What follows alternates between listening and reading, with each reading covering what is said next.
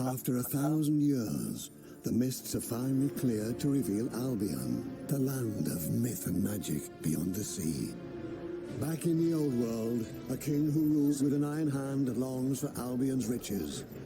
He summons adventurers to claim the land. Hoping to escape their grim lives, many follow, dreaming of a bright future in Albion. But the journey across the sea is long and dangerous. And only the most daring cross successfully. Those who make it arrive at the shores of this magical land, from where they immediately begin to craft, trade, and conquer. You are among these adventurers. Head out and forge your own destiny in Albion. ဒီနေ့ကတော့ကျွန်တော်တို့ AV online ကစားပြမှာဖြစ်ပါတယ် AV online မှာ account တစ်စပွင့်တော့မှ tutorial လေးပါနော် tutorial လေးနဲ့ဆောက်ပြမှာပါ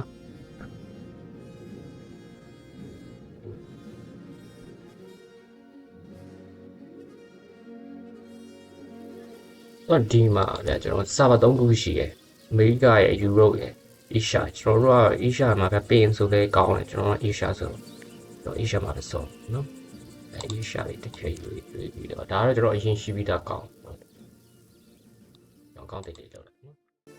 ကောင်းတယ်မှာကြာကြီးတော့မအားနဲ့ main page တော့ဟုတ်တ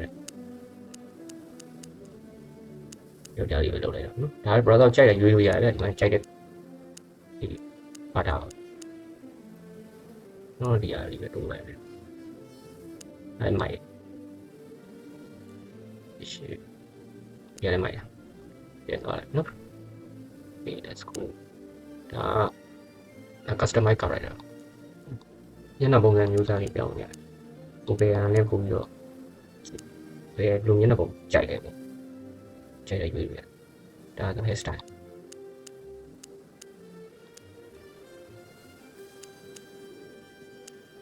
ဒီမိုက်နော်တရှုံးတယ်ဒါနဲ့မိုက်ပြန်ပြီးရှိဒီမိုက်ရောကမိုက်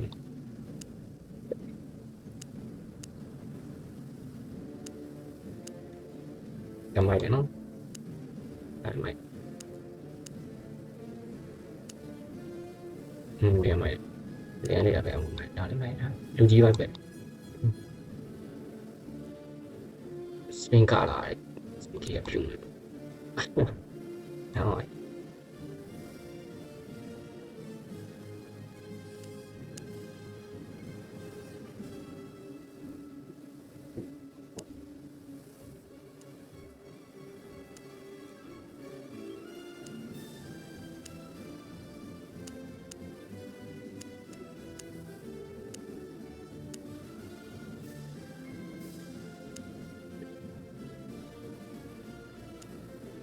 ရမိုက်သူစနေနေ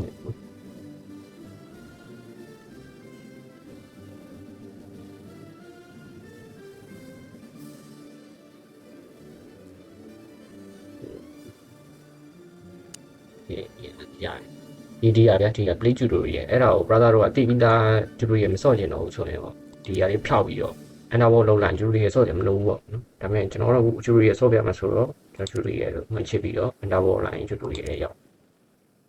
tutorial စတော့ကောင်းပါတယ် night hawk ကစအောင်နော်ဟောဒီမှာ the best click on the ground တို့မျိုးပါတယ်ဦးဒါဆိုကျွန်တော်ပြဒီ minimum မှာလည်းဒီလိုအဝိုင်းလေးပြတာဒီအပြင် medium မှာလည်းဒီလိုအဝိုင်းလေးလည်းတော့ဒီ NCP မှာ quest ယူရမှာဗျာ quest complete လုပ်ပြီးတော့နောက်လည်း quest အသစ်ကိုတက်ခံတယ်အဲ့ဒါတာဝါပေါ်တက်တယ်ဒီမှာကျွန်တော်ဒီ spell လေးနဲ့ spell လေးသုံးပြီးလို့ရတယ်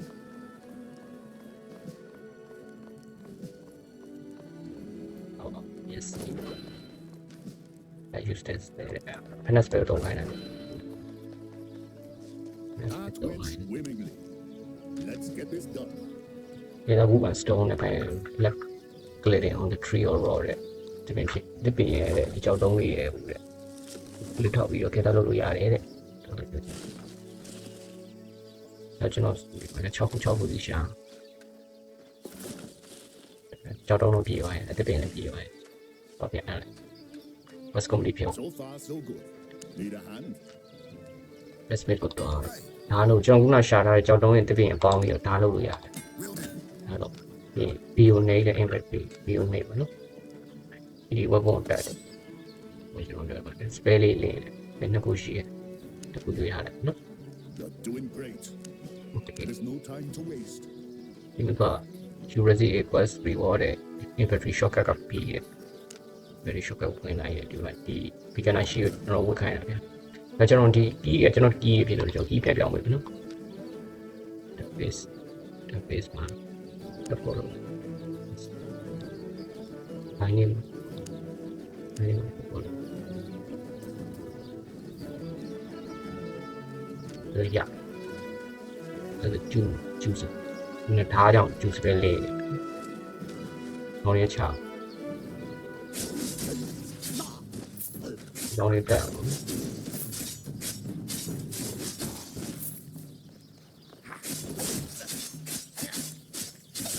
ဘယ်တော့ခုံခုံလဲ What's over there? စီပါနဲ့တက်လို့ရ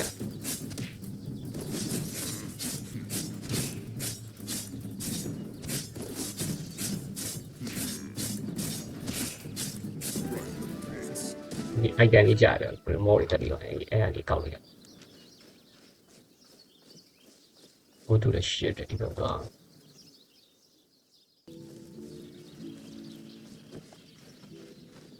You killed those heretics? Bloody good shit work. question market ဒါ market ကပြ Honest prices. here you can buy and sell item နဲ့ဒီမှာပစ္စည်းရောင်းဝယ်လို့ရတယ်ပြောပါနေ novelist move press buy နဲ့ဒီ move ဝယ်ခိုင်းရတယ် novelist press buy နေတဲ့ဆယ်ရပိုင်းရှစ်ပိုင်းကျွန်တော်ဝယ်ရမှာဆိုဝယ်လိုက်ဒီပေါ် item နဲ့ဝယ်ရပစ္စည်းရတယ် web store in the collection tab out the market ဒီ collection tab ထဲမှာရောက်နေမယ် collection tab ထဲမှာတော့ယူရမှာနော်ဝယ်လိုက်တဲ့ပစ္စည်းရဲ့ collection tab ထဲကိုရောက်အောင်ပြီးသွားရင် inventory shortcut ကိုဖွင့်ခိုင်းအဲဒါမှ key မှန်အိုင်ရ inventory အဲ key အပြောင်းနေရတယ်တော့ကြိုက်တာပြောင်းနေရတယ်ပြန်ပြောင်းလို့ရတယ်မလက်ရှိမှာကျွန်တော် deposit နဲ့လည်းဆော့ပြမယ်နော်ဒါတော့ A ဗျာ A ခုန move mouse ကို use လုပ်ခိုင်းတာဗျာဒီ using the hotkey တဲ့ဒီအောင်တော့ A ကိုနှိပ်ပြီးတော့ mouse သုံးတယ်လို့ပြောချင်တယ် You handled yourself well, friend. You can call me Silas. ဒါကြတော့ visit 2 maker 2 maker ရှိသွားလေးလာတယ်ဒီဟာကြီးလောက်အောင်လည်းကျွန်တော် beginner pick share beginner a share လုပ်ဖို့အတွက်ဒီဟာကြီးလိုပဲကြောက်တုံးနေပြပြနေလို့အဲကျွန်တော်တူအောင်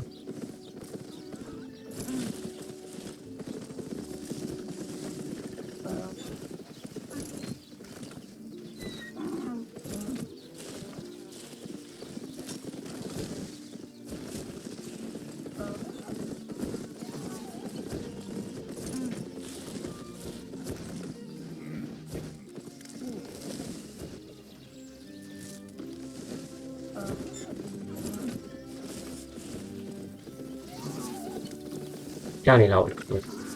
စွတ်တူ At your service. ဟောရနေတယ်ဒီကတော့တစ်ခုလုံးမယ် Certainly. နောက်လည်းတစ်ခုလုံးမယ် return to the practice ဒီဘေးတော့ You've done this before, haven't you? let's go to the forestကဒီဘက်မှာ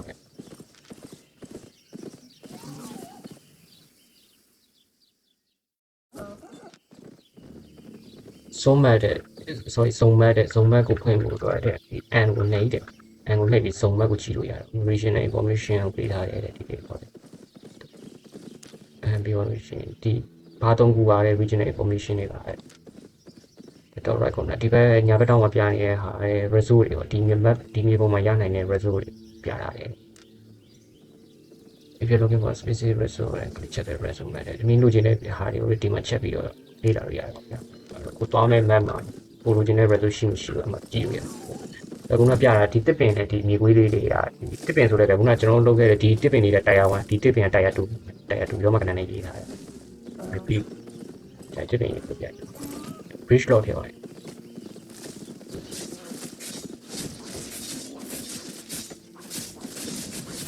အဲ့ဒါဆိုမှဒီမှာတစ်ပင် tier 1နဲ့တစ်ပင် tier 2တက်တာတူဒီကောင်းနေတာဒီကောင်လေးတွေကတော့ရမ်းကောင်လေးတွေဆိုတော့ အေးပုံလာတော့သူတို့တက်ပြီးတော့သူတို့ရှိရလေတာပေါ့ဒီ high လာယူတော့ skin နေ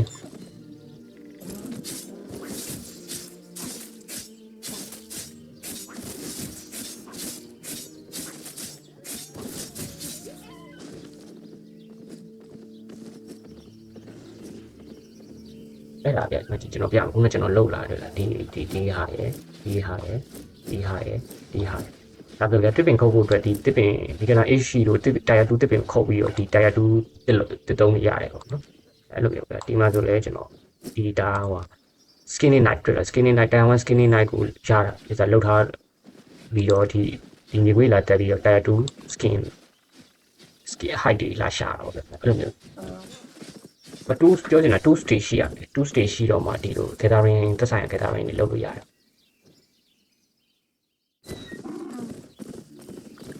ဒါကျွန်တော် quest complete ဖြစ်သွားတယ် quest complete လုပ်လိုက် You know what to do. go to the mountain and bye bye ဒီကောက်ကြတော့ mountain ဘက်တော့ခုန forest အခု mountain ဘက်မှာဘာတွေရတူးတယ် resource ကျွန်တော်အဲ့ဒါခုနကပြန်ကြည့်မယ်ဆိုဒီမှာတွေ့တာခုနကကျွန်တော်ရတဲ့တစ်ပင်နဲ့ height တွေမရတော့ဒီဘက်မှာရောက်ဝါကုန်းနဲ့ဒီအော်ဗျာတက်ထူလေးရဟုတ်ပါဒါပေမဲ့ကောပါအော်အရောင်လေးတွေဒီလိုအရောင်လေးတွေပြီးဒီမှာကော့တွန်ကလည်းဒီလိုအရောင်လေးတွေနဲ့ကောပါအော်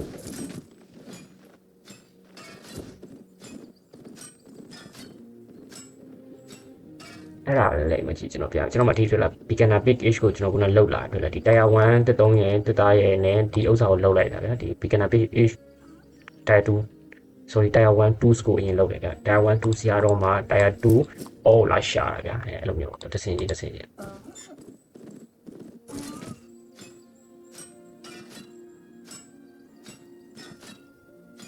အော်မြောက်တော့တစ်ပါတန်ကိုဒါ cotton fiber ဗျာဘန်ကူက fiber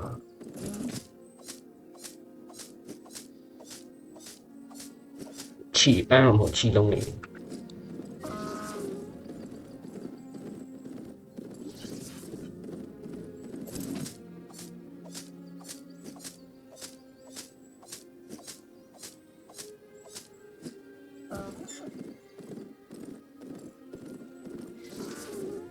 အားကြောက်ဒီပါဗျာ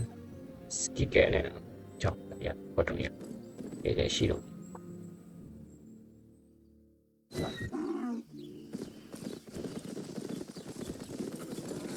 That was fast. You know where to find me. You got this. ဒီမှာဗျာကျွန်တော်တို့ refine your raw resource ပဲကျွန်တော်ရှာလာတဲ့ဒီ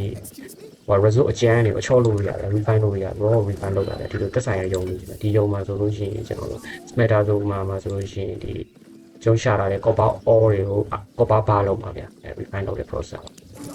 ကျွန်တော်လုပ်လိုက်ဒီဘက်ရုံမှာဆိုပါတော့ဗျာဒီဘက်ရုံမှာဆိုရင်ခုနကျွန်တော်ရှာလာတဲ့ data တွေ height ကို data လုပ်လို့ရတယ် raw height တွေကို data လုပ်လို့ရတယ်ဒီမှာဒီဘက်မှာပါရဒီဘက်မှာတစ်လုံးလေးကိုတချောင်းရတယ်တို့ရှာလာတဲ့ဒီ raw bridge law တွေဒီ bridge planning တော့ Lovely day. ဒါဆိုလည်းလို့ကော်တွန်ကလို့လို့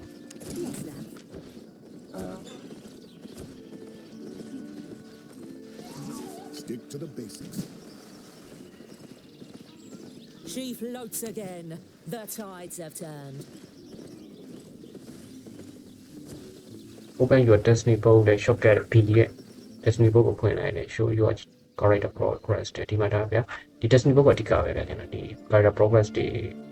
ပြရတယ်ဒီ destiny book ပေါ့ဒီ activity to feign နဲ့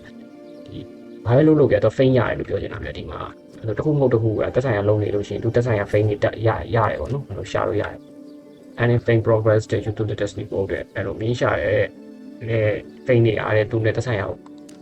ပုံမှုပြီးရရှိလာမယ်လို့ပြောချင်တယ်ပြီးတော့ complete node တဲ့ with တဲ့ pay နဲ့ unlock the new item ပေးတယ်သူရဲ့ new item ability တွေကိုဒီရလာမယ်ပေါ့နော်ဒီလို complete node တွေဖြစ်သွားရင်ဒီလို node တွေ complete ဖြစ်သွားရင်နဲ့ new item တွေ new ability တွေရလာမယ်အဲ့ဒီအတွက်ကို feign လို့ရတယ်ပေါ့နော် feign ရှာ unlock the requirement selecting node to see it is this unlock requirement သူ့ရဲ့ requirement unlock ပွင့်သွားရင်ရရှိလာမယ့် requirement unlock လုပ်ဖို့ requirement တွေကိုဒီမှာရှာလာကြည့်လို့ရတယ်ပေါ့နော်လုံးဝလာကြည့်လို့ရတယ်ဘာတွေလိုအပ်တယ်ဘာတွေဒီဥစ္စာပွင့်သွားရင်ဘာတွေလုပ်လို့ရမယ်ဆိုတဲ့ဟာမျိုးဗျာသူက combat ရဲ့ gathering ရဲ့ cracking ရဲ့ဆိုပြီးတော့သူရဲ့သက်ဆိုင်ရာ node တွေရှိရတယ်အဲ့လိုပြောချင်တယ်ဒီမှာကျွန်တော်နည်းနည်းရှင်းပြဒီကဒါ center အလဲရောပဲ nobody adventure သူ့ရဲ့အပေါ်မှာဆိုလို့ရှိရင် journeyman adventure ရှိမယ်ဒီဘက်မှာဆိုလို့ရှိရင် training fighter ရှိမယ်ဒီဘက်မှာ training tracker ဒီဘက်မှာ training farmer ဒီမှာ training gatherer ဒီမှာ training crafter ဒီလိုပြအဲ့လိုမှာဒီဥစ္စာကတော့ဒါကျွန်တော်တို့ရဲ့ character main level နဲ့သက်ဆိုင်တယ် main level ရေလို့ပေါ့နော်ဒီမှာတော့ level တော့မရှိဘူးပဲဒီမှာတူတူ face နဲ့သွားတာဆိုတော့ဒါတော့ဗျာဒီအခြေခံပေါ့ဒီညင်းတို့လွယ်အိတို့ဝိယုံတို့အဲ့လိုမျိုးဗျာသုံးဆောင်နေဒီမှာ level ကိုစုံရစောရကြာလာတလောက်ဗျာဒီ face နေများလာတလောက်ဒီဟာပွင့်သွားပြီးတော့ main character အဲ့လို unlock တွေရပါမယ်ဗျာဒီတေကောင်းဆို tier 3 unlock ပွင့်ပါကျွန်တော် tier 3ကမပွင့်သေးဘူးမှစဆိုတော့ဗျာ tier 1လေး2လေးဖြစ်နေ1ကတော့ရပြီ2လည်းရပြီပေါ့နော်ဆိုတော့1နဲ့စရဲအခု2 3လို့ရပြီ3မျိုးရောက်သေးတယ်3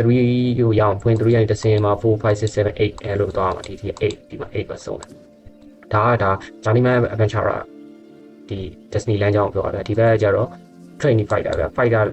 ဒီဘက်က combat line ပါဗျဒီတိုက်ခိုက်ရေး line ပေါ့တိုက်ခိုက်ရေး line မှာကျတော့ဒီ weapon တွေအဝတ်စားတွေဒီ armor တွေ gear ဘိုင်းတွေပါတယ်ဗျပြီးတော့ဒီဘက်အောက်မှာကျတော့ဒါ tracker training tracker ဆိုတာကျတော့ဘာလုပ်တာလဲဆိုတော့ကျွန်တော်ဒီအဲ့လိုတောကောင်တွေအမဲလိုက်ပြီးတော့သူရဲ့သက်ဆိုင်ရာအဲ့လိုပစ္စည်းတွေရတယ်အဲ့ပစ္စည်းတွေကဒီ shape တာပေါ့အကောင်ပြောင်းတဲ့အကောင်တွေ item တွေကိုပြန် crack လို့ရတယ်ထားပါတော့ဒါဒီကောင်က training farmer ကျတော့ကျွန်တော်တို့ဟိုစိုက်ပျိုးရေးမွေးမြူရေးတပုံမျိုးစိုက်ပျိုးမွေးမြူရေးကကျတော့ကျွန်တော်တို့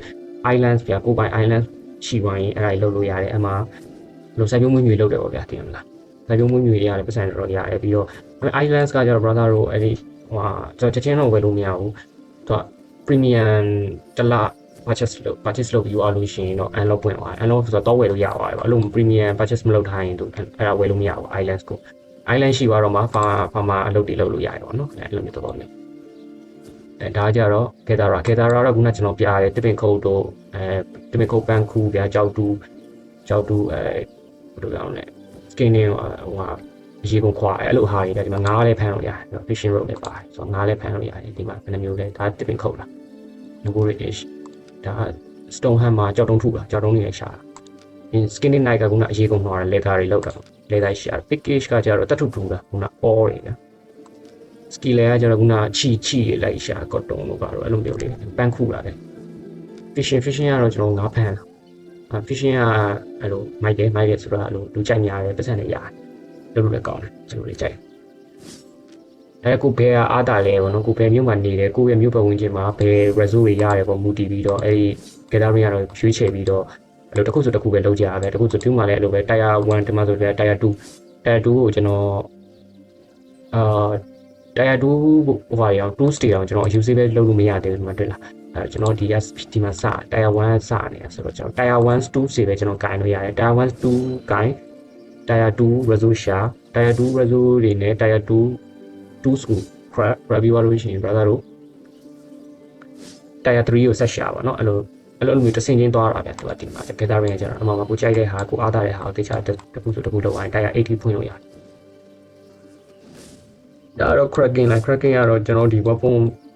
ဒီ combat ဘိုင်းပေါ့ဒီ fighting ဘိုင်းမှာတုံးချတဲ့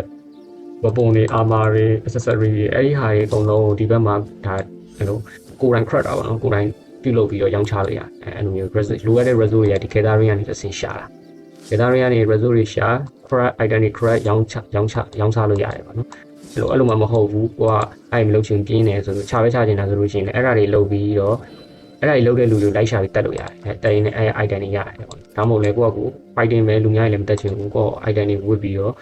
အဲ့လို PPE ပေါ့နော်ဒီလို PPE boss တွေဒန်နေရှင်းနေတာဆိုလည်းဒီဘက်မှာရှင်းပြီးတော့အဲ့လိုရတဲ့ item တွေဈေးကွက်မှာပြန်ရောင်းလို့ရတယ်ဒီမှာ market system ကဗျာ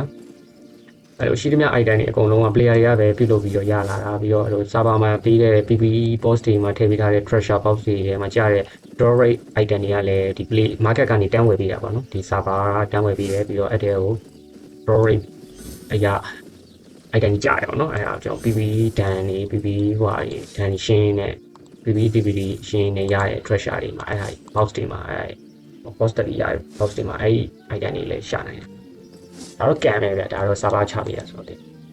ကောင်းတာလည်းပါကောင်းတာလည်းပါကိုယ်တိုင်ကောင်းတာလို့ရင် crack ရမှာ crack ဟိုကကြတော့ gathering ကောင်းကောင်းလုပ်တယ် gathering ကိုယ်တိုင် gather လုပ်ဖို့လို့မဟုတ်ရင်လိုအပ်တာတွေရှာဝယ်နေပတ်စံမွေးသွားတယ်အဲ့လိုမျိုးဆိုကျွန်တော်ကိုလက်ရှိ quest က go into the forest ကိုပြန်သွားရမယ်ဗျကျွန်တော် know your enemy ကိုရှာဖို့ရတော့တိုင်ခိုင်းဒီကို twist လုပ်ရအောင်လုပ်ပေးထားတယ်ဒီမှာဗျဒီမှာကျွန်တော်ဒီကဝင်လိုက်ဆိုရင်မှာရန်သူတွေစတွေ့တွေ့လိုက် you can also auto attack find target ပဲ targeting enemy pressing shortcut space bar ထောက်ပြီးတော့တက်လုပ်လို့ရတယ်ဒီ mouse ပေါ်တော့ရင်စင်အောင်နော် mouse ပေါ်တက်တာကျွန်တော် mouse နဲ့လာတယ်ဆိုလို့ရှိရင်တိုက်ခိုက်လို့မရရင် mouse A နဲ့ dismount လုပ်လိုက်ပြီးတော့ mouse အောက်ရောက်တော့မှဒီကောင် space bar နဲ့တက်လို့အဲ့တော့မှ Q နဲ့ space ဆုံးအဲ့လိုမျိုးဒီ mouse ပေါ်ပြန်တက်အဲ့လို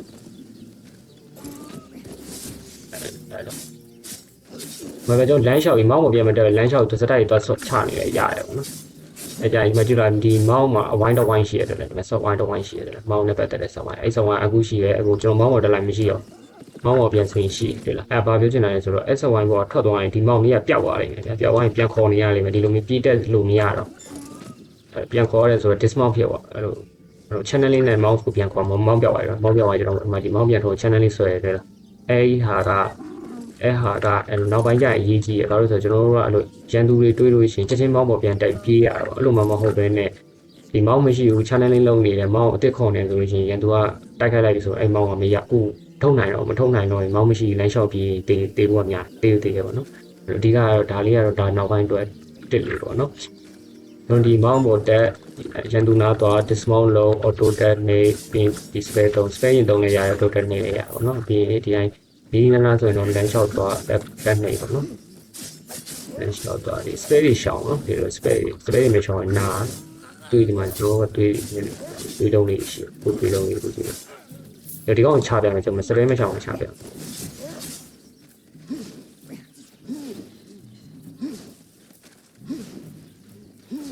တော့ space မတော့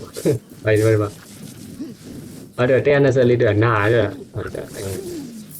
တွေးရောနေဒါနဲ့ဖြည့်လို့ရတယ်။မန်ဝေါင်းဆိုတော့ဒီဥစ္စာဒီစပယ်ကပဲဒီစပယ်ပဲလာလဲဆိုတော့ကျွန်တော်ဒီမှာ inventory အင်းကြီးရဲ့စပယ်ပဲ။အင်းကြီးမှာစပယ်တစ်ခွက်ပါတယ်။အနက်မှာစပယ်တစ်ခွက်ပါတယ်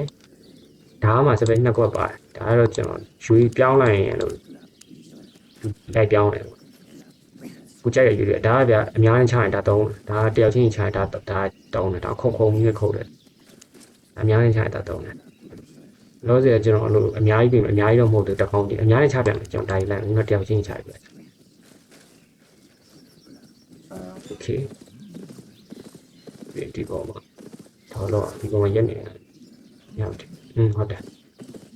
ဒီ defeated here is to unlock the training fighter on the destiny boat the destiny boat ထဲကတဲ့ဒီ training fighter မပြည့်မချင်းနဲ့မြစ်ကြီးရရန်သူတွေတက်မယ်လို့ပြောချင်တာပဲ defeated enemy gain the fame နဲ့တော့ဗျာဒီမှာကျွန်တော်ဒီကောင်တွေတက်နေတဲ့များကာလာဘက်လုံးကျွန်တော်ဖိန်းရတယ်ဖိန်းရမယ်ခုနဖိန်းစက်ကွန် plus စက်ကွန်တွေလားဖိန်းရခုနဒီ training fighter ဘက်ကိုပေါင်းသွားတယ်ဒီလိုအဲ့လိုပေါင်းသွားရင်250ဖြည့်သွားရင်ဒီလိုကျွန်တော် tier 2 item တွေလဲလို့ရအခုကျွန်တော်မှာ tier 1 item လေးတွေရှိသေးတယ်ဗျာအဲ့လိုမျိုးပေါ့နော်ပြီးသွားရင်ခုနကျွန်တော်ရနေတဲ့ဖိန်းကမကြည့်ကျွန်တော်ဒီမှာ main character တခုခုလုပ်နေလို့လေတိုက်ခိုက်ရေးပိုင်းမှာတခုခုလုပ်နေတိုက်ခိုက်ရေးမှာမဟုတ်ဘာပဲလုပ်နေလို့ main character နဲ့ပတ်သက်ပြီးလည်းသူ ဖိန်းရအဲ့လိုမျိုးလေ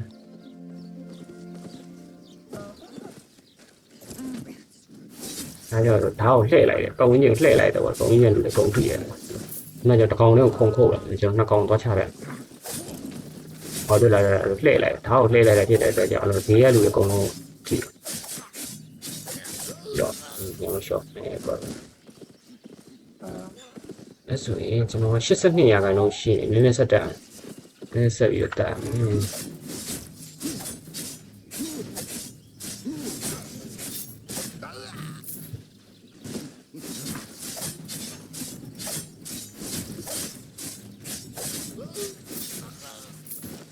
ကျွန်တော်ပြေးပါတယ်နော် return to the capital တွေကသူရှိဟိုဒီ quest ပြီးသွားပြီပြန်လို့ရပြီပြောချင်တယ် do any activity တစ်ခုခုလုပ်လဲ journeyman adventure ပြေးဖို့လေမှန်လားကျွန်တော်ကပြောတယ်အလဲ main character ဒီဥစ္စာကိုပြေးဖို့လေဘယ်ဟာပဲလုပ်လို့ရတယ်9000ပြေးမှာတော့ရလို့ပြောချင်တာဗျခုနကကျွန်တော် quest ပြီးသွားတာဒီမှာကြည့် training fighter ပြေးသွားပြီလား250အကောင့်လေးတက်လိုက်တော့ပြေးသွားတော့ကျွန်တော်မှာ tier 2 weapon တွေအင်ကြီးတွေအစ်စ်တွေ unlock ခဲ့သွားသုံးပြုလို့ရပါတယ်နော်ကျွန်တော်မှတော့မရှိသေးတော့ဘူးလို့တော့မရသေးဘူးပေါ့နော်အသုံးပြုခွင့်ရပါတယ်ဒီတော့ကြောင့်ရှိရင်တော့မှအသုံးပြုလို့မရဘူးဆိုတဲ့ပုံစံ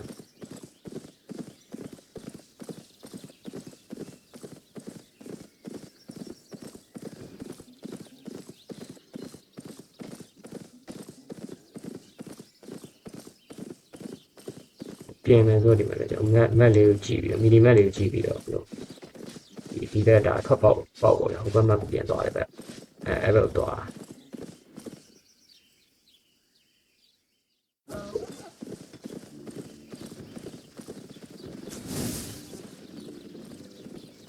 What is it?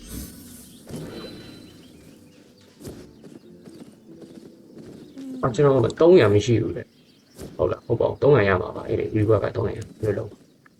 okay journeyman adventure credit pool လေတော့ quest 3ခုတက်ထပ်ပေါ်လာခုန quest ပြီးတော့ credit pool credit swap credit fire step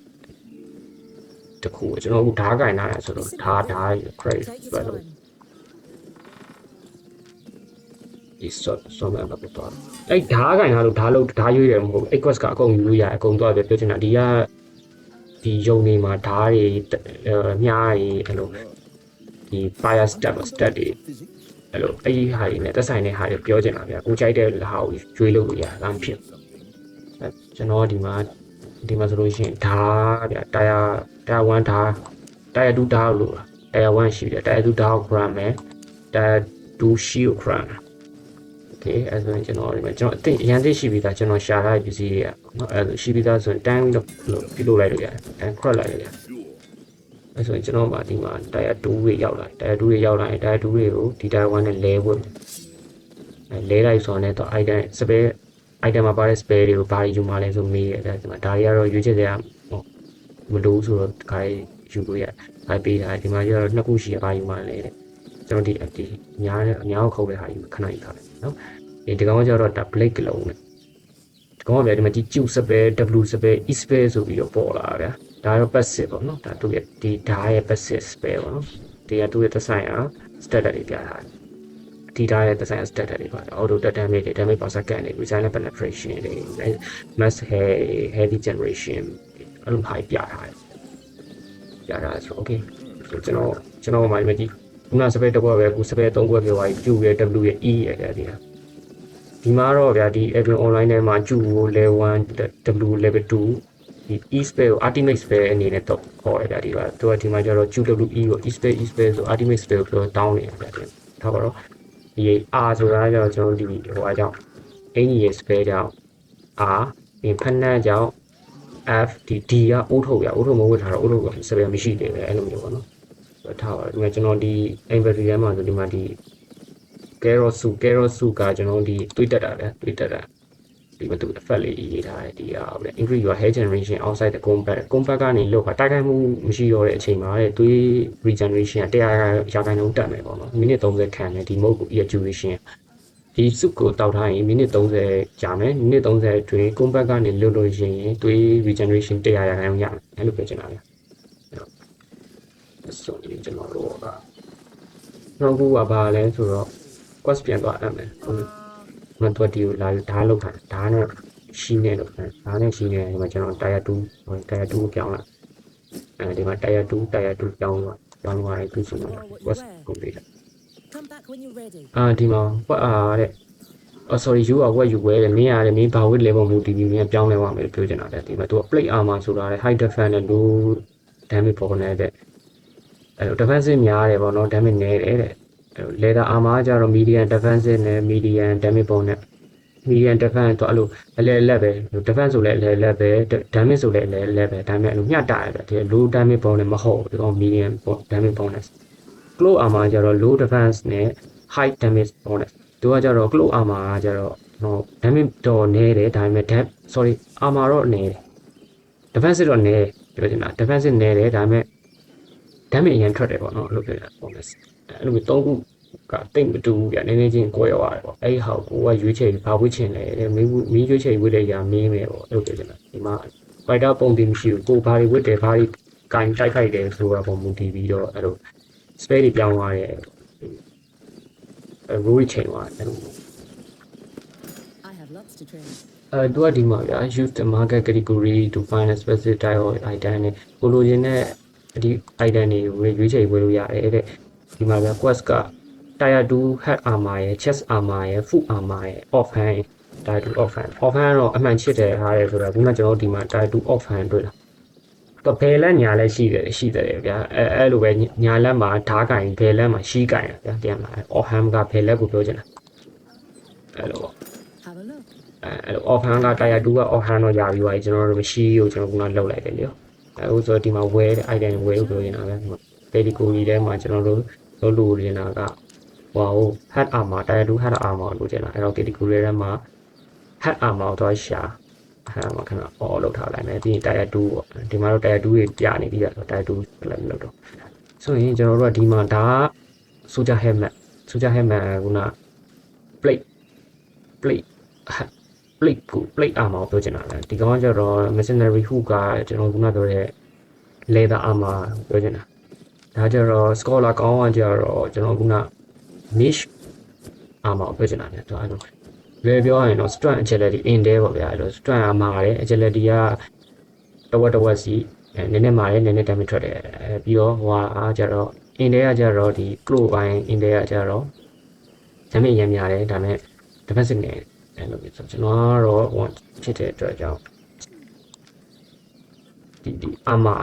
ကျွန်တော်အနီးခုတ်ဆိုတော့ကျွန်တော် defensive လို့ပဲ armor ကောင်းကောင်းလေးဝယ်အဲ့ကြောင့်ပို့ထုတ်ရတယ်ပို့ထုတ်ကိုဝယ်ထားတာဝယ်တယ်ခဏအမင်းဝယ်ထားတဲ့ item ကျန်တာဝယ်ထားတဲ့ item တွေဒီဟွာရောက်အောင်နောက်တစ်တက်ခုလေ collection တက်ထဲကိုရောက်ပါပြီးမှယူလိုက်အဲ့ကျွန်တော်ယူလိုက်ပြီးနိုင်အောင်ဖြစ်သွားတယ်ဒီဘက်အမှန်ကြီးဖြစ်သွားအဲ့တော့ကျွန်တော် chest armor ကိုထပ်ဝယ်အောင် chest armor ဆိုရင် chest armor မှာကျတော့ကျွန်တော်ဗျအဲ့လိုတော့ plate armor ဆို plate armor တွေပဲ3ခုလုံးဝယ်စရာမလိုဘူးကျွန်တော်ကိုကြိုက်တော့ဝယ်လို့ရတယ်ဒီဒါမှကျွန်တော်ပြမယ်ကျွန်တော်ဒီဥစ္စာကို mercenary ပဲဒီအင်ကြီးကိုကျတော့ကျွန်တော် damage တစ်ဝက် defense တစ်ဝက်ဟာယူလိုက်ဘာလို့ဆိုကျွန်တော်ဒီ spell ကိုလိုချင်တာ black အဲ့ကျွန်တော်ပြ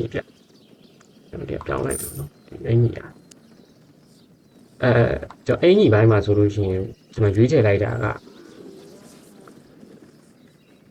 အင်ကြီးဘိုင်းမှာဆိုကျွန်တော်ရွေးချယ်လိုက်တာကျွန်တော်ဟိုမဟုတ်တွေ့လား plate မဟုတ်တွေ့လားကျွန်တော် close လည်းမဟုတ်တွေ့လားကျွန်တော် leather ဘိုင်းကိုရွေးချယ်လိုက်ကျွန်တော်အိုးထုံးမှာကျတော့ကျွန်တော် plate ကိုရွေးချယ်ခဲ့ရတယ်တင်အဲ့လိုရဒီမှာအဲ့လိုပကြိုက်တာဝေးတယ်အဲ့လိုကိုအဆင်ပြေလိုမျိုးတွဲလို့ရတယ်ဗျာ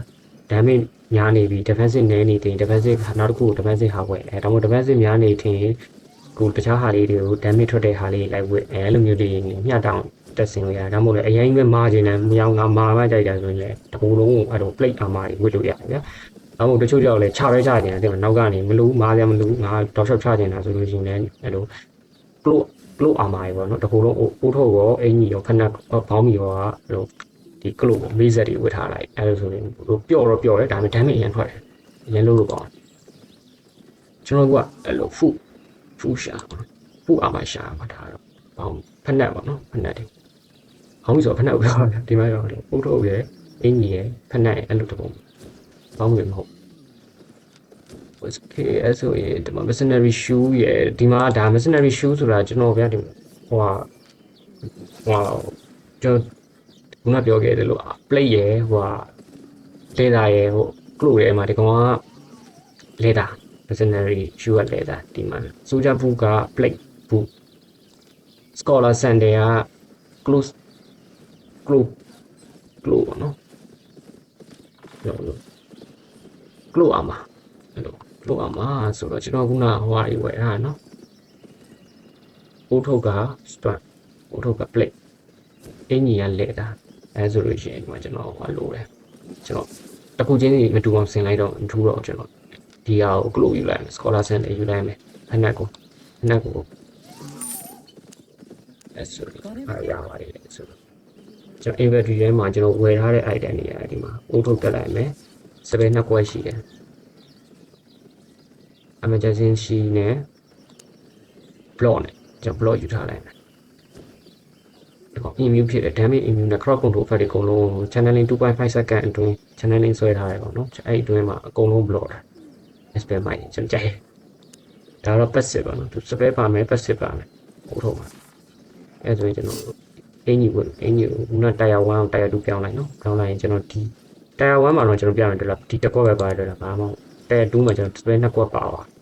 လာပြီပေါ့နော်အဲ့ဆိုရင်ခုန spell ကတော့ကျွန်တော်တည်ရတွေးဖြစ်ရ spell ပဲဒါပေမဲ့ဒီကောင်ကအဲ့လိုချနေအောင်ဖြည့်လို့မရဘူးချနေတော့ကွန်ဘတ်လွတ်သွားတဲ့အချိန်မှာအဲ့လိုတွေးအစနေပြန်ဖြည့်ရတဲ့ပုံမျိုးပဲကျွန်တော်ဒါချနေအောင်ဖြည့်ခြင်းဒါအားကြတော့အဲ့လို restoring 767 hair whenever you deal direct damage ဝင်နေကြမြကာလပတ်လုံးညာသူက6စက္ကွန်သွေးကို6စက္ကန့်1စက္ကန့်တစ်ခေါက်ကို6စက္ကွန်နဲ့9ခါတက်မယ်6စက္ကန့်အတွင်းသူအဲ့လိုပြောချင်တာဗျာအဲ့ကျွန်တော်ကြိုက်တယ်သူကဗျာဘယ်လိုပြောလဲဆိုတော့ lightstick effect ဒါပေမဲ့အများတော့ lightstick မရနိုင်ဘူး spell ကိုသုံးတဲ့အချိန်မှာ lightstick effect ရမယ်အဲ့လိုပြောချင်တာအစားပိုင်းမှာကျွန်တော်တော်လိုပဲကျွန်တော်ကြိုက်တယ်ဒါကတော့ passive ကတော့ဒါက balance mind သူက increase all your damage နဲ့ healing cast တွေပြီးတော့ defense တွေတိုးလာမယ် healing cast damage နဲ့ healing cast က 4% တိုးမယ် defense က 1.962 ဆို2%ဒီပါ2%တိုးမယ်ပေါ့နော်အဲဒါကြတော့ဗာတိုးရလဲဆို increase your auto attack speed တိုးလာမယ် 12% တော့ဒါပေမဲ့ကျွန်တော်ကဒါယူမယ်ဘာလို့ဆိုတော့ဒါရဲ့ visit တွေမှာဒါရဲ့လိုအပ်တယ်ပြီးတော့ဖက်နက်လဲကြတော့ခုနဖက်နက်ကတာယာ1မှာတော့တစ်ခွက်ပဲပါတယ်အခုကျွန်တော်လဲရတယ်ကျွန်တော်ဖက်နက်တာယာ2ဖက်နက်မှာစပယ်နှစ်ခွက်ပါလာတယ်ဒါ dodge လောက်တာဗျာခုနလိုလှိမ့်ပြီးရှောင်သွားတာအဲ့လိုဒါကြတော့ step to sprint နဲ့အဲ့လိုမြန်လာတယ်တဲ့ movement speed 80% 5စက္ကန့်အဲ့လိုအမြန်ပြေးတယ်ပေါ့နော်ပြီးတော့ restore sit energy every 1 second 10 second ကို sit energy restore ဖြစ်တယ်ပြန်ရမယ်ပေါ့နော်ပြီးတော့ကျွန်တော်ဒီမှာ passive ရတာကြတော့ max load ကို increase 3 kg တဲ့ဒီတေလို့ရတဲ့ weight ကို73ပေါင်းသွားတယ်လို့ပြောချင်တာဗျအဲ့ဒါမလို့တကယ်တမ်းကျတော့အဲ့တော့လိုရရင်တော့ပြောင်းသုံးပေါ့နော်ဒါပေမဲ့တကယ်တမ်းကျတော့တက်ခိုက်ရေးပါ precision increase all your damage and healing gas အဲ့ဟာကိုကျွန်တော်ယူထားလိုက်မယ်နော်ဒါပိုဒီယာနဲ့ဆိုင်ဒီယာပိုလိုအပ်တယ်တက်ခိုက်တယ်ဆိုင်ဒါပိုလိုဆိုင်နဲ့ဆိုင်โอเคကျွန်တော်အဲ့လိုဘာရအောင်ကျွန်တော်ဥမာအိုးထုတ်ရယ်ဓာတ်ရယ်အင်းကြီးရယ် off hand ရယ်ပုတ်ရယ်အဲ့အကုန်လုံးတာယာ2ဖြစ်ပါတယ်โอเคနော်အဲ့ဒါကျွန်တော်ကြံခဲ့တာယာ1နေပါညာလေး boost တယ်ထားတယ်ဒီတော့ဒီမှာအားပြီးပါတယ်ဒါ cost BY complete လုပ်လိုက်ဒါ cost အတက်ပေါ့နော် Let's do this. find the here found in the mountain ဘက်မှာ here found တော့ရှာမှာဒါပေမဲ့ကျွန်တော်ပြတော့ဒီမှာကျွန်တော် quest complete ပါတဲ့အချိန်မှာကျွန်တော်တွေးလိုက်တာဒီမှာကျွန်တော် cave tire 2ရပါ cave tire 2ဝစ်လိုက်အဲဆိုဝစ်ရုံပြအဲဆိုကျွန်တော်စုံသွားရင်အကုန်စုံသွားရင်ဒီ pushing ပိုင်းပဲလို့တော့ဖူလဲပါတယ်အဲဆိုကျွန်တော်ပြမယ်အနောက်ဖြောက်လိုက်မယ်ဒီ space စုံသွားရင်ဓာရဲ့ space 3ခွက်ဒါရဲ့ QWE spare ဒါအင်ကြီး spare ဒါအိုးထုတ် spare ဒါဖက်နက် spare ဒါကတော့ဒီလွတ်နေတဲ့ pushing spare ကို pushing အောင်ထားလိုက်အောင်တရားကြတော့ဒါ food ဆိုလဲကျွန်တော်ဒီမှာထည့်ထားရတော့ food တစ်ခွက်ရအဲ့တော့ကျွန်တော်အစုံပဲဗျ pushing မဲ့လို့တော့ pushing နဲ့အဲ့လိုဒီမဟုတ်တယ်အစားပိုင်းမှာဘာမလို့ဘူးပေါ့နော် pushing အဲ့တော့ကျွန်တော် fight အောင်မယ် ready ပဲကျွန်တော်ပြည့်တယ်တော့ဖြတ် fight တော့ပြင်းတော့ပါပဲ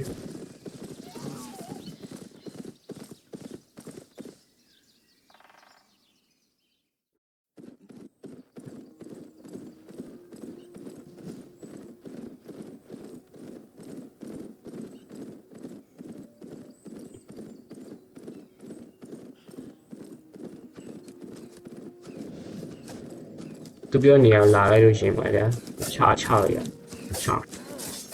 တူ3မယ်အား3မယ်ဟုတ်ပါဘူး W3 မယ် E တော့spare ရ rather 3ကြည့်တာတော့ auto spare တွေဓာတ် spare တွေအဲ့လိုပါလေ short 3ကြည့်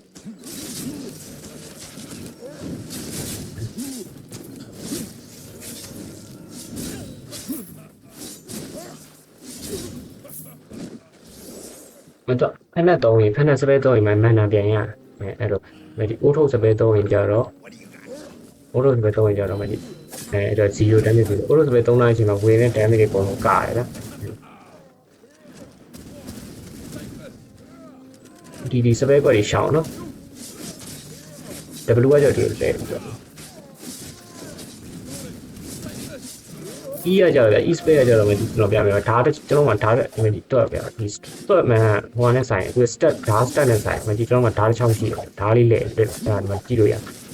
အဲ့တော့နှစ်စပယ်နှစ်ခါ3နိုင်နှစ်ခုရဒါလေးနှစ်ခုလေ3ခါ3နိုင်3ခုဖြစ်အဲ့3ခုဖြစ်သွားတဲ့အချိန်မှာ E space 3ရင် 10 shot 10 shot ဆို damage အများကြီးတိုးထွက်တယ်လေမဟုတ်လို့ရှိရင်မဒီ E space ကမဒီနည်းနည်းလေးပဲထွက်တယ်လေဒါ step တစ်ခုရှိတဲ့အချိန်မှာ E space 3နာနဲ့ step 3ခုရှိရ E space 3နာနဲ့လုံးဝမတူဘူးလေတော့ပြမယ်ဒါတော့ဒီတော့ damage ကိုမထွက်တာအဲ့လိုမျိုးတက်မရှိတဲ့အချိန်မှာတော့ damage ကိုမထွက်တာ E space အဲကျွန်တော်အခု damage ထွက်အောင်သုံးပြမယ်အဲဒီ3ခုဖြစ်သွားတဲ့အချိန်မှာဒီကောင် E3 လိုက်တန်း short သွားတွေ့လားအဲ့လိုလာအပြည့်ချက်ချင်းနဲ့ပြန်လဲတွေ့လား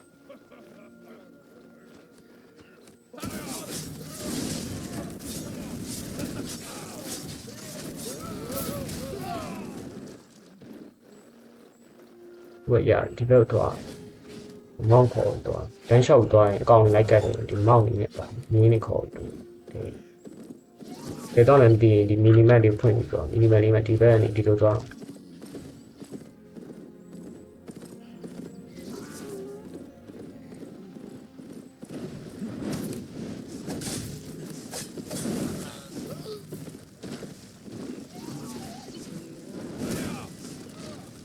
အဲ့ဒါရပြီးတော့ code shade ပိုင်း lightning signifier signal တော့ပြရမယ်ဒီမောခေါ် signal တော့ပြရမယ်ဒီမောလာပြီးရေဟိုရချနေတယ် brother ပြင်မယ်ဟိုချ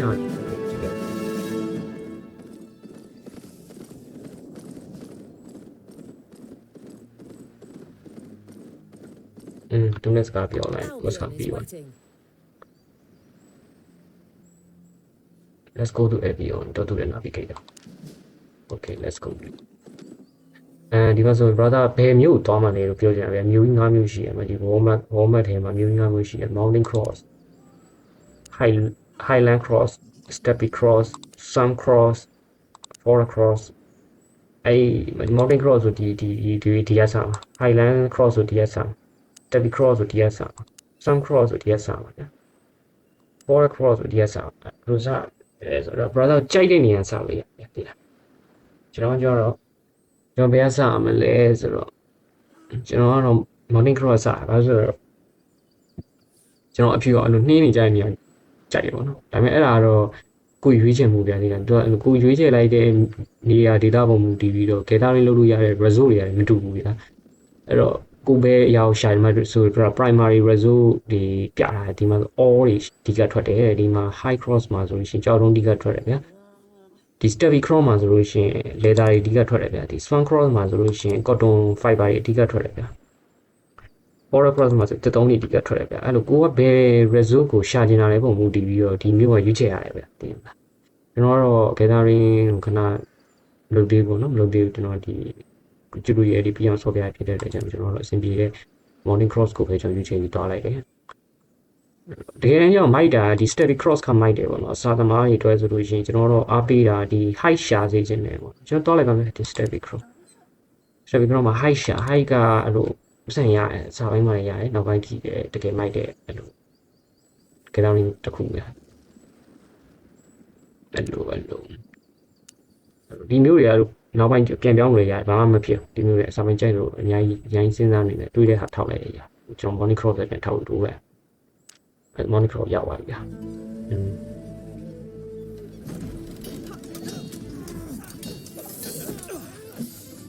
Do you smell that? That's the smell of adventure up ahead. Ancient ruins, deep dungeons, and ugly monsters lurking in the dark, guarding unimaginable wealth. Ah, lad, those myths can't be true. Now, what I do know is that this land is ripe with resources, ready for... You sure you can carry it all? Well, what do you think I brought him for? something much more valuable to be found than treasure and resources. It takes practice and great skill, but over time, you 9နဲ့ fight လို့ရတယ် can enable 9 yourself.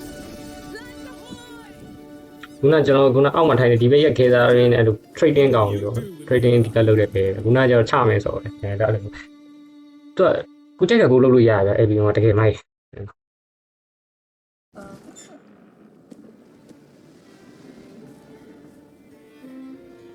ကျွန်တော်ဒီမျိုး Play to your strength. တော်သားမျိုးတက်ပါနော်တော်သားမျိုးတက်နေမယ်ဒီမျိုးရဲ့နေဆက်လေးဟိုဟာလေးကိုရင်ရောက်လာ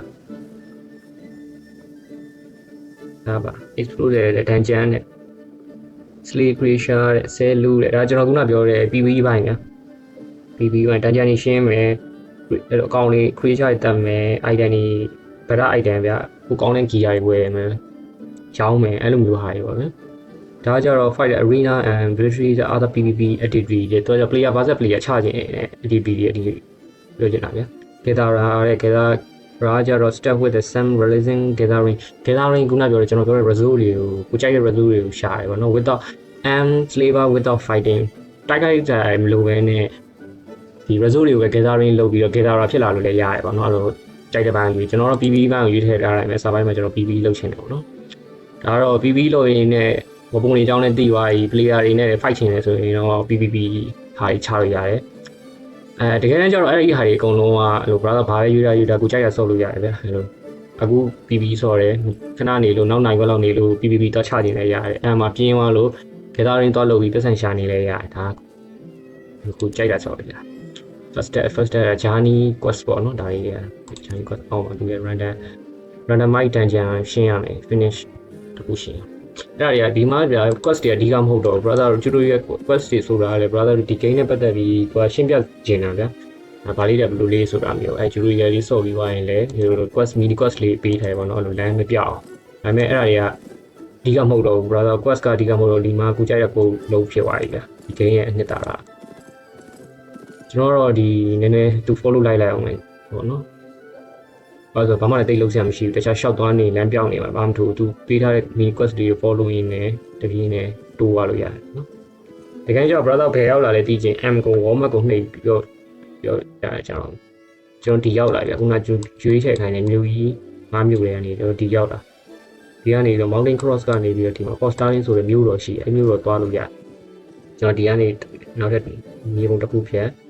နောက်တစ်ခုကိုရောက်ရင်ကျွန်တော် Postalin မြို့တော်ရောက်မှာပေါ့ကျွန်တော်အခုလက်ရှိဒီမှာတင်မောဆိုင်ရနေရစိတ်ကမ်းမြို့တော်လေးစိတ်ကမ်းမြို့တော်လေးမှာဘာလို့ရလဲတစ်ချက်ကြည့်တယ်ပေါ့နော်ဒါက your island in this band နဲ့ store local လေးတဲ့ဒါဘန်ပေါ့နော်ဒီ local ဒီ data နဲ့ဆိုင်တဲ့ဘန်နဲ့မင်းရဲ့ item ကိုဒီထဲမှာတင်လို့ရတယ်တဲ့You cannot access items stored here from other location တခြား data ဟာတွေဒီမှာတင်လို့မရဘူးပေါ့နော်အဲ့လိုပြောချင်တယ်ပြောချင်တာက brother ဒီထဲမှာတင်တဲ့အရာတခြား data ရဲ့ဘန်ပုံနဲ့တူမှာမဟုတ်ဘူးပြောချင်တာဗျာသူ data နဲ့သူဘန်ပုံနဲ့သက်ဆိုင်ရာဘန်ပုံနဲ့တော့ကို item ကိုကြိုက်တဲ့လိုတင်လို့ရတယ်အဲ့လို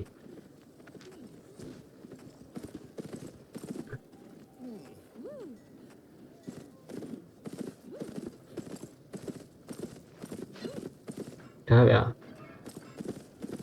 အရင်တော့ဆိုဗျာကျွန်တော်မှတ်မိတလောက်ဆိုလို့ရှိရင်ဒီမျိုးတွေရောက်လာဒီမျိုးလေးမှာ quest တွေဆက်လုပ်လို့ရတယ် mini quest လေးပေးတဲ့ဘဲရှိရရွှေတပြားပေးတဲ့ဘဲတွေရှိရပြီးတော့ဒီအိမ်လေးတွေကိုလည်းရှင်းပြရတယ်ဗျာအဲ့လိုအခုကတော့ဒီຢာကြီးမပါတော့ဘဲနဲ့ဒီဂျာ avion ဂျာနဲ့ဆိုပြီးတော့လို့ first quest လေးပေါ်လာပါတော့အဲ့ဒီတော့လုပ်ကြည့်ရ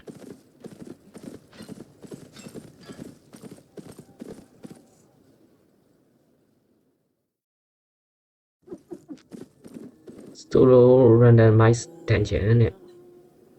entrance ဒီလိုဟာလေးတွေကဒါ solo dungeon လို့ပြောရတာဗျာမိတ်ဆက်ပေးဒီဘက်တော့ဟောမယ်ဥပမာမှာကျွန်တော်နည်းနည်းရှင်းပြပြတာဒီမှာကြည့်ကျွန်တော်ပြဒါမျိုး5မျိုးရှိတဲ့ဒါနည်းနည်းပေါ့နော်ဒါကတော့ပုံမှန်ဒီမှာဆိုချင်းရောက်နေတာဒီမှာအပြာရောင် tier 3အပြာရောင်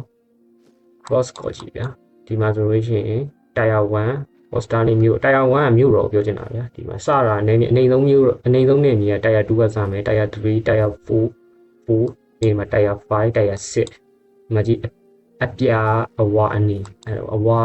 အပြာနဲ့အဝါနဲ့အဲ့လို safe zone ပြတေဝါလေးပစ္စည်းမကြအနီဘက်က red zone ကကြတော့မကြည့်5 city 7နေရ red zone နေတယ်ဒီအလယ်မှာကျတော့မြို့တော်ကာလီယုံမြို့တော်ဆိုတာရှိတယ်ဗျာတိုင်ဖိုပါနော်တိုင်ဖိုကာလီမြို့တော်ဒီအလယ်မှာပဲတွေ့တာ red zone နေကြားထဲမှာမြို့တော်အဲ့ဟာဒီမတ်မှာဆိုလို့ရှိရင်သူကအဲ့လိုသက်ဆိုင်ရာမြို့တော်တွေနဲ့ပတ်သက်တဲ့ဘေးပတ်ဝန်းကျင်ရဲ့မြို့တော်ရဲ့စိတ်ဆုံးရေထူးဆုံး blue zone တွေရှိတယ်အဲ့ဒါအောင်မှာ red zone တွေထပ်ဝေးဝိုင်း red zone တွေရှိမယ်အဲ့ red zone ကိုဖြတ်ပြီးတော့ကာလီယုံသွားလို့ရတယ်အဲ့တပေါ်တရားတွေဒါဒီလိုပဲသူ့ရဲ့သက်ဆိုင်ရာမျိုးတွေနဲ့ပတ်သက်ပြီးတော့အဲ့လိုပဲဘယ်လိုဝင်နေထားအနေနဲ့တူပဲဗျာအဲ့လိုအလဲမှာကာလီယုံနဲ့ချိန်ထားတယ်အလဲမှာကာလီယုံနဲ့ဆက်ထားတယ်မျိုးတော်၅ခုကဝန်းရံထားတယ်အဲ့ဒါမှ red zone yellow zone blue zone ဆိုပြီးတော့ခွဲထားတယ်ပေါ့နော်ဒါမှဒီအပေါ်ပိုင်းမှာကျတော့ black zone တွေရှိတယ်ဒီမှာကျတော့ blue တွေ red တွေ yellow တွေလို့မဟုတ်တော့ black zone တွေ black zone တွေမှာ brother ဒီမှာဆိုလို့ရှိရင်4 5 6 7အဲ့လိုမျိုးတွေ့တာဒီမှာဆို8ဒါပုံမှာ black zone တွေဒီအပေါ်ပိုင်းတစ်ခုလုံးက black zone တွေ5 6 7 8 diameter ဒီမှာကျတော့2 3 1 2 3 4 5 6ရှိတယ်နော်ဒါပေမဲ့ဒီကောင်တွေကအဲ့လို blue yellow red ဆိုပြီးတော့ခွဲနေတယ်ဒီအောက်ပိုင်းနယ်မြေတွေမှာ red zone တစ်ခုပဲကြောက် red zone မှာတွားရင်တော့တည်ရပေါ့နော်တည်သွားရင်အကုန်ပါသမျှဟာအကုန်လုံးသူများပေးလိုက်ရကုန်ပဲပေါ့နော်အဲ့ဒီ red zone တွေပဲ brother တို့ view ဆိုင်အောင်အောက်ပိုင်းမှာဆိုလို့ရှိရင်ကျန်တဲ့ blue zone တွေ yellow zone တွေမှာ brother easy သွားလို့ရတယ်ဘာမှဖြစ်ဒါပေမဲ့ဒီအပေါ်ပိုင်း black zone တွေအကုန်လုံးကတော့ red zone လိုပဲတော့တည်သွားရင်စီးကြတယ်ကုန်ကြတယ်ကောက်လာတာတွေရောဝတ်ထားတာတွေအကုန်ကုန်အောင်ပါအဲ့တော့ red နဲ့ black ကို brother view ဆိုင်အောင်ကျန်တာတွေက brother safe ဖြစ်တယ်ကျွန်တော်ဒီမီနီမက်ကိုကြည့်ပြီးလာတယ်ဒီရောက်လာဒီမှာဆိုဒါဒီဟာလေးရှိတယ်ကြောက်တော့လေးမှာအစိမ်းအောင်လေးနေဆိုလိုတန်နဲ့ထောက်ကြည့်လိုက်ကျွန်တော်ဆိုတော့ပြန်ပါလေဆိုတော့ရှင်းပါပါတိုက်ရ3နေတဲ့မိုင်းနဲ့တန်လေးနေတဲ့မိုင်းကိုရှင်းပါပါဒါ space တွေကပေးရဘူးနော် brother ကျွန်တော်ယူထားတဲ့အတိုင်းကျွန်တော်ဒီမှာည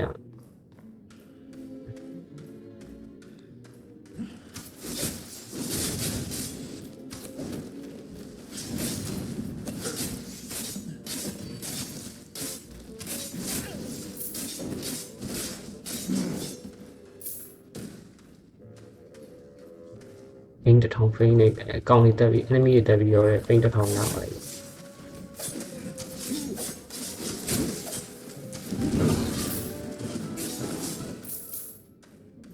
အဲစီပိုင်းတွေတွင်လိုက်ဖောက်ပြီးအကောင့်လေးခေါ်သွားစီပိုင်းပေးနောက်စီပိုင်းဖောက်ခွဲတွေ့ရဘယ်နည်းနဲ့ခက်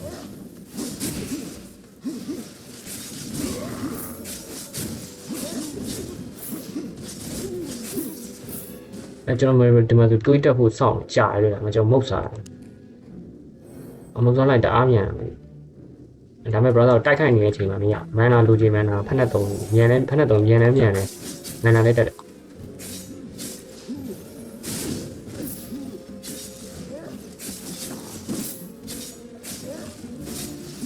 ဒီမှာ east way မတုံးတော့ကျွန်တော် stat ဆိုပါ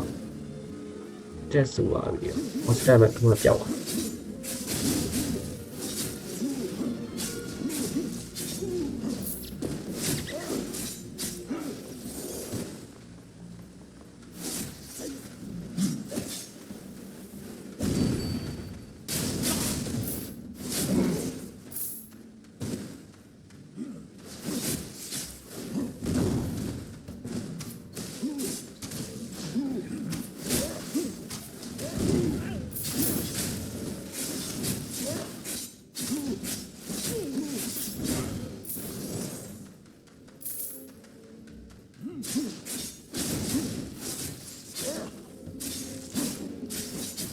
那么我打 stand နှစ်ခုရှိတယ်3ခုပြေးသွားဒီမှာကြီး3ကတော်တော် damage ထွက်တယ်ပြေးမှကြီးအဲ့ညီစပဲတဲ့ R3 ပြီးမှဒီတိုက်ခိုက်နေ damage မှာတွေ့တယ်ဆိုတော့ let's keep it ဒီ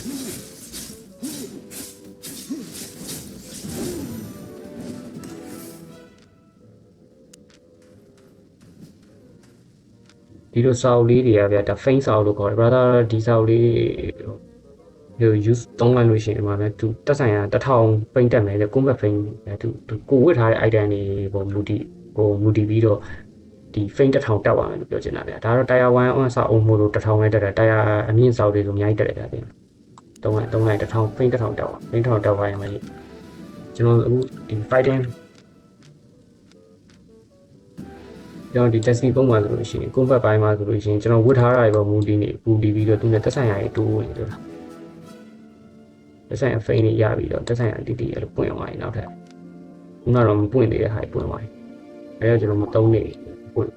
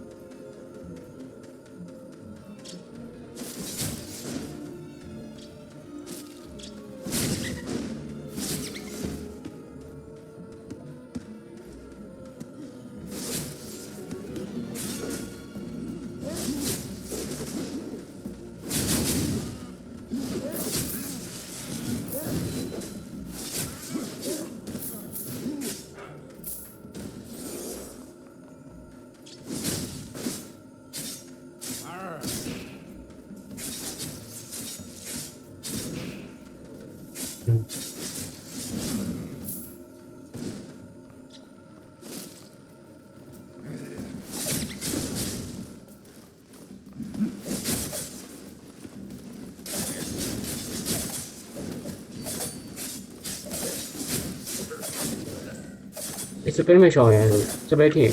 နာ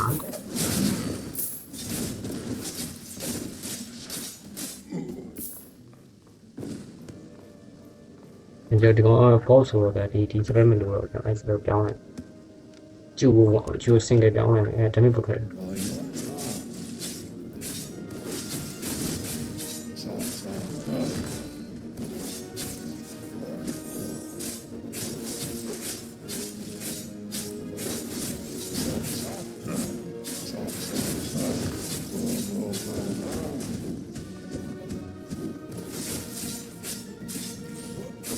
Let's see the one in you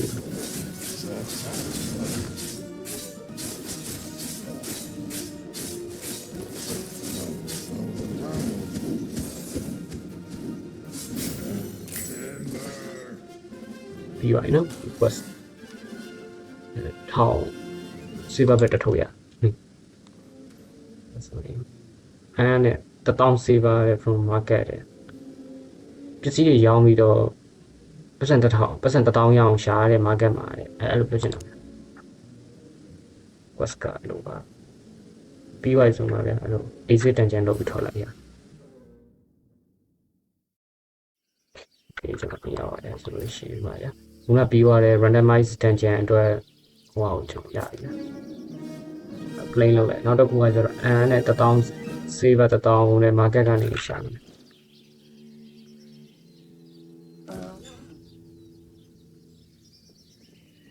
Wine and mountain, you can use the journey pad ability to teleport the last city you visited. Main, now some nigga, now we have a new role, we piano, yeah, the safer course with very different. How many items you carry? Mean, they are identical moody or a view of the distance to your destination. We can near boy, a quawi or moody, they are visible moody or silver coast. ပတ်စံတော့ကုန်မယ်ပေါ့နော်ဒါပေမဲ့အိမ်ပြန်လို့ရတယ်ဒီဂျာနီဘက်နဲ့အိမ်ပြန်လို့ရတယ်132ချက်ကုန်မယ်ပြန်တယ်လမ်းမလျှောက်ချင်တော့လမ်းမလျှောက်ပဲနဲ့မက်တီကိုဖြတ်ပြီးမပြန်တော့ပဲနဲ့တယ်လီပို့ထောက်ပြီးပြန်လို့ရတယ်ကိုနောက်ဆုံးကိုရောက်ခဲ့တဲ့မြို့ကိုဒါပေမဲ့ဒီ item တွေပေါ်မူတည်ပြီးတော့ပတ်စံပေးရမယ်ပေါ့ဗျာအကွာဝေးပေါ်မူတည်ပြီး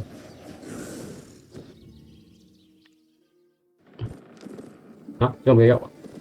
အော်ဟိုးစိတ်ကမ်းမြို့ကိုဆက်ရောက်လာတာပါဒီ guide တွေလာ join နေ brother အစပိုင်းမှာ brother စောက်ဆုံးနေချိန်မှာ guide တွေလာ join နေမဝင်ရသေးတာအဲချင်းနေကေကကူနောက်ပိုင်းမှာကူကြိုက်တဲ့ကေမူတည်ပြီးတော့ကူကြိုက်တဲ့ကေတွေ့ခဲ့မှာကိုထောက်အဲ့လိုဒီချက်တော့ join ပါနော်စပိုင်းမှာလို့တွေ့ရတော့လူတွေလာ join တဲ့ကေတွေမဝင်နေတယ်ချင်းနေရှိရတော့အဲ့လို100% test 100% လို့ပေါ့ဆိုနေကိုပတ်စံရှာသမျှပတ်စံတွေပုံမှန်သူတို့ပြီးလို့လို့ဒီတော့ပါ